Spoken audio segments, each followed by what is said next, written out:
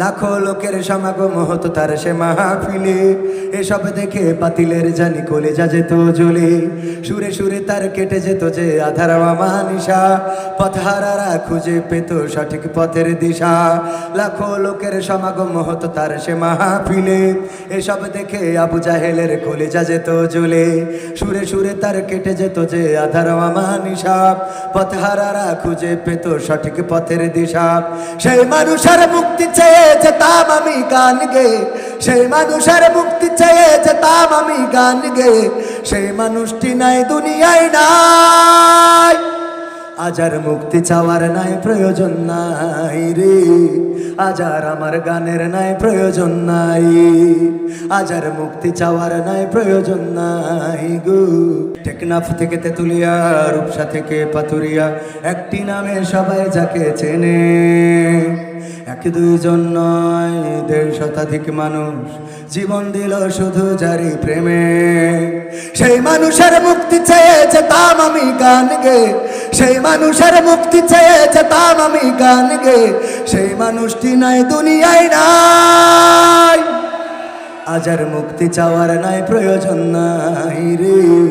আজ আর আমার গানের নাই প্রয়োজন নাই, আজ আর মুক্তি চাওয়ার নাই প্রয়োজন নাই গো।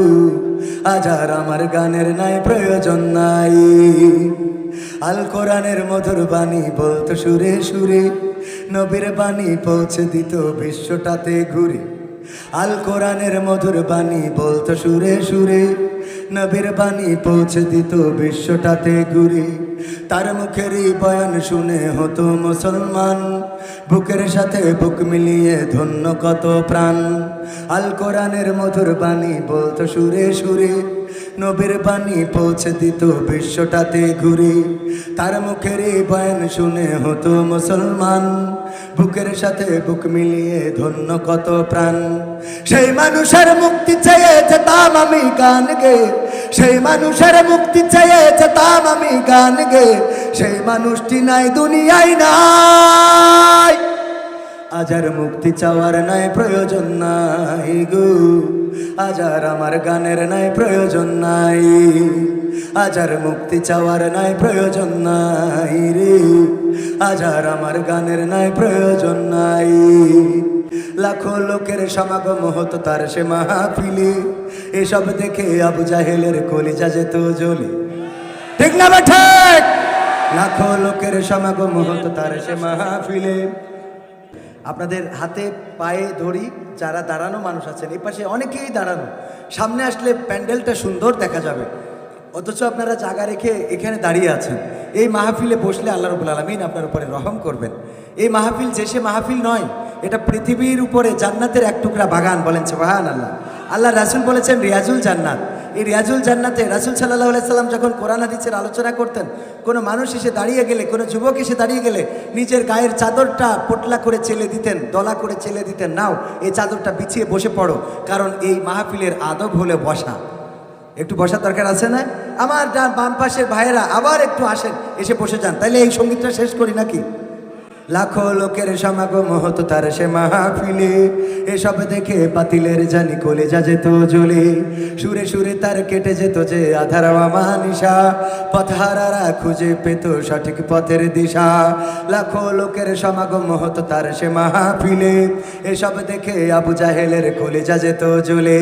সুরে সুরে তার কেটে যেত যে আধার আমানিশা, পথহারারা খুঁজে পেত সঠিক পথের দিশা। সেই মানুষের মুক্তি চেয়ে যেতাম আমি গান গে, সেই মানুষের মুক্তি চেয়ে যেতাম আমি গান গে। সেই মানুষটি নাই দুনিয়ায় নাই, আজ আর মুক্তি চাওয়ার নাই প্রয়োজন নাই রে। আজ আর আমার গানের নাই প্রয়োজন নাই, আজ আর মুক্তি চাওয়ার নাই প্রয়োজন নাই গো। আজ আর আমার গানের নাই প্রয়োজন নাই। আর কি প্রয়োজন আছে? না, প্রয়োজন নাই। আগে যখন ভারতে যেতাম, সৌদি আরবে যেতাম, কাতারে, সিঙ্গাপুর, মালয়েশিয়া যাওয়ার পরে আমাদের বাংলাদেশি ভাইয়েরা আবার ভারতের বাংলা ভাষাভাষী মুসলমানেরা জিজ্ঞাসা করতো, ওগো ভাই, কোরআনের পাখি কি বের হবে না? তার মুখের বয়ান কি আর শোনা যাবে না? এই প্রশ্নগুলো আমাদের কাছে করতো। সান্ত্বনা দিয়ে বলতাম, আজ হোক কাল হোক আবারও বের হবেন, আবার কোরআনের পাখি, কোরআনের সুরগুলো সুললিত কণ্ঠে শোনাবেন। আর এখন গেলে বলে, ভাই, জীবনে স্বপ্ন ছিল একবার হলেও তার মুখের বয়ান শুনবো, কিন্তু এই ভাগ্যে আর জুটলো, এই ভাগ্য আর জুটলো না। কিন্তু আমরা হতাশ নই, আমরা নিরাশ নই, আমরা কোরআনের জন্য তাদেরকে ভালোবাসি যারা কোরআনকে ভালোবাসে, আমরা তাদেরকে ভালোবাসি।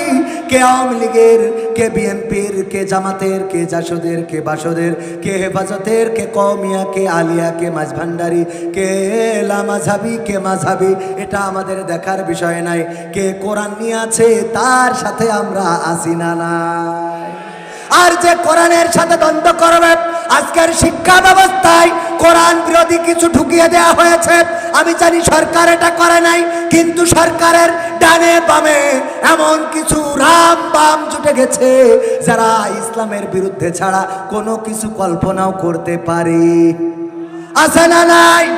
মাদ্রাসার শিক্ষা বইয়ে যেইভাবে প্রস্তাব দিয়েছে, এই প্রস্তাব মাদ্রাসার বইয়ে চলে না? চলে না।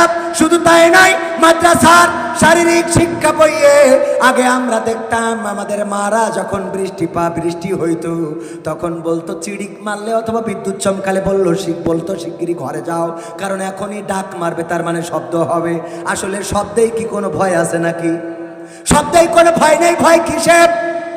বজ্রপাতে, অগ্নিকুণ্ড, ওই যে যেটা বিদ্যুৎ চমকায় ওইটাই। কিন্তু আমাদের মায়েরা, আমাদের নানীরা, আমাদের চাষিরা বুঝতেন না, এই জন্য বিদ্যুৎ চমকানোর পরে বলতো শিগগিরই ঘরে ঢোকো, তা না হইলে শব্দ হবে, ডাক মারবে, তোমরা ভয় পেয়ে যাবা। পরে বিজ্ঞানীরা আবিষ্কার করে দিলে আসলে যে শব্দ হয় ওর গতিটা কম, আলোর গতিটা বেশি, এই জন্য আলোটা আগে আসে। শব্দর বলে যে তুই পাশ আয়, আমি আগে গেলাম, তুই একটু পরে আয়, এই কথা বলে চলে আসে। এই জন্য এটা আবিষ্কার করেছে বিজ্ঞানীরা কিভাবে মেঘ আর মেঘ যখন ঘর্ষণ খায় তখন বজ্রপাত হয়। আর এখন মাদ্রাসার শিক্ষা বইয়ে ঢুকাই দিয়েছে একজন ছেলে আর একটা মেয়ে যদি ঘর্ষণ খায় তাইলে বজ্রপাত হয়। বলেন সুবহানাল্লাহ। ও নাউজুবিল্লাহ হবে, কি হবে? নাউজুবিল্লাহ। আমি ভুল করে বলে ফেলেছি, আমার ভুল হয়ে আছে। আমার ভুল মানে মাঝে মাঝে একটু ভুল হয়। এত মানুষের সমাগম, ছোট মানুষ, আমার টাইম যা ছিল, একবার বলছে 5 মিনিট, একবার বলছে 3 মিনিট, আর একবার বলছে যতক্ষণ পারেন চালাতে থাকেন। মানে হয়েছে কি, একবার এক ট্রাক ঢুকছিল, দুই পাশে পুকুর, তো খালি ট্রাক যখন গেছে অসুবিধা হয় নাই, লোডিং যখন করেছে ধান, ওরে বাবা সাজাই দেখেছেন না ট্রাকে, মরণের সাজায় জন্মের সাজা, ওর নিচে ওর ট্রাকের তলে কেউ পড়লি ওর আর খুঁজে পাওয়া যায়? এই সাজায় দুই পাশে পুকুর, ওই ট্রাক নিয়ে আসছে, হেল্পারের নামাইতেছে সামনে যাও।